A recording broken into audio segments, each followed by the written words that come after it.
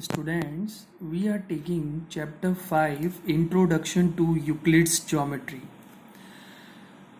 Now, the word geometry has been derived from the Greek words geo meaning earth and metron meaning to measure.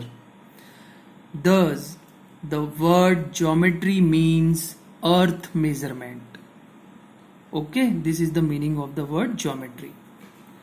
It is made up of two words, Greek words geo and metrons. Geo means earth and metron means two measures. Now come to Euclid's elements. So Euclid around 325 BC to 265 BC, a teacher of mathematics at Alexandria in Egypt, collected the whole known works and arranged it in his famous book called Elements. He divided elements into 13 chapters, each called a book. Okay, and that's why Euclid is also known as father of geometry. Now come to Euclid's axioms or the common notions, or you can say common understandings. Okay, common ideas you can say. So by axioms, what does the word axiom means? The basic facts which are taken for granted without proof are called axioms. Some of the Euclid's axioms not in the order are given below. So first of all, we have things which are equal to the same thing are equal to one another. So this is the axiom given by Euclid. Things which are equal to the same thing are equal to one another. For this, I have taken an example. Suppose if area of a triangle is equal to area of rectangle and area of rectangle is equal to area of square, then it implies that area of triangle is directly equal to area of square. Understood the axiom? Now come to second number axiom. If equals are added to equals, the wholes are equal. So for this, again I have taken an example. Consider this figure. In this figure, we have angle 1 is equal to angle 3, it is given, and angle 2 is equal to angle 4, it is also given, and we have to show that angle A is equal to angle C, and this is your angle A and this is your angle C. So as we have been given that angle 1 is equal to angle 3, let it be equation 1, and angle 2 is equal to angle 4, let it be equation number 2. So adding both the equation, that is equation 1 and 2, we get angle 1 plus angle 2 on left hand side, and on right hand side we get angle 3 plus angle 4.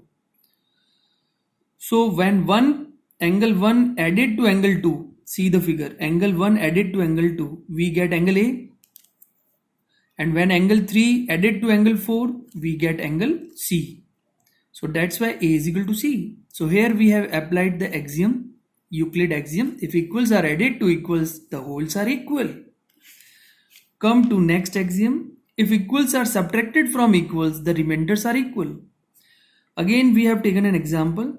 See the figure. In this figure, we have angle ABC is equal to ACB, angle ACB.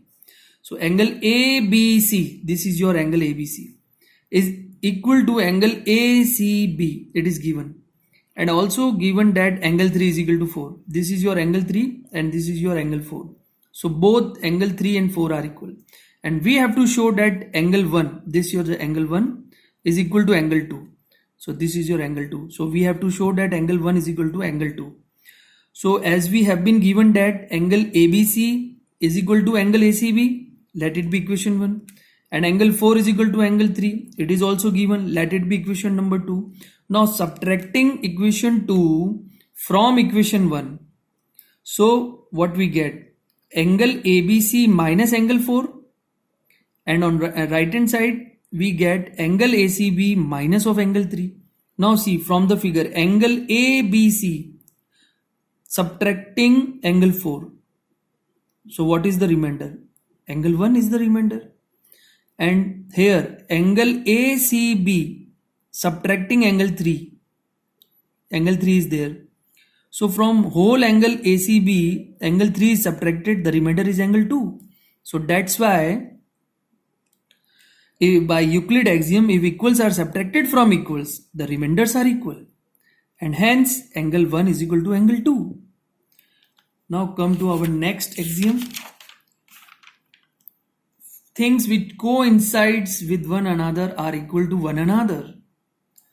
For again, I have taken an example to understand the axiom. If P, Q and R the 3 points on a line and Q is in between P and R, then prove that PR minus QR is equal to PQ. So this is a line and you can see P, Q and R. These are the 3 points on the line. Q point is in between P and R and we want to show that PR minus QR will be equals to PQ. Now from in the above figure, PQ coincides with PR minus QR, you can see and observe from the figure also. So according to the axiom, things which coincides with one another are equal to one another. So we can say that PR minus QR will be equals to PQ. Hence proved. Okay. Come to next axiom. The whole is greater than the part. Again, we can understand this axiom by an example. Look at the figure. There is a line you can see. On this line there are points A, B, C, D, E, F, G and H.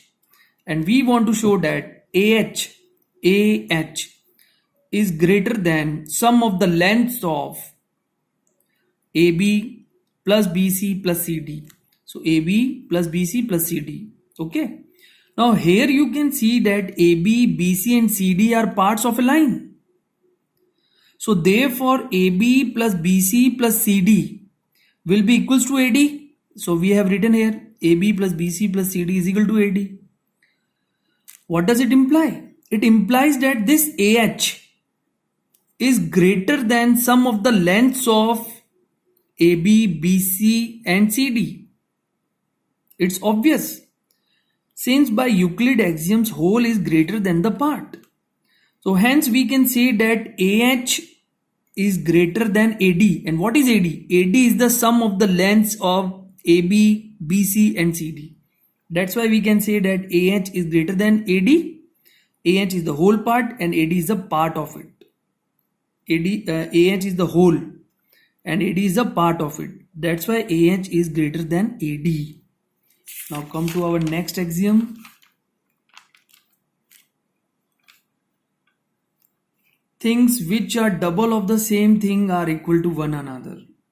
Again, we will take an example to understand this axiom. In the figure, we have X and Y as the midpoints of AC and BC. And AX is equal to CY. It is also given. And we want to show that AC is equal to BC. So this is the figure. X is the midpoint of AC. Y is the midpoint of BC. And AX is already equal to CY. It is given. Okay. Now since AX is equal to CY, it is given. So double of AX will be equals to double of CY. Here we are using the axiom things which are double of the same thing are equal to one another. And what is double of AX? Double of AX is AC. Because X is the midpoint of AC. And double of CY is BC because Y is the midpoint of BC. So that's why it implies that AC is equal to BC. Hence proved. Since X and Y are the midpoints of AC and BC respectively. Now come to our next axiom. Things which are halves of the same things are equal to one another. Again we shall take an example to understand the axiom. So in the figure you can see BX is half of AB. So BX is half of AB. And BY is half of BC. So BY is half of BC. And AB is equal to BC, it is given. AB is equal to BC, it is given. Now show that BX is equal to BY. This BX is equal to BY, we want to show it.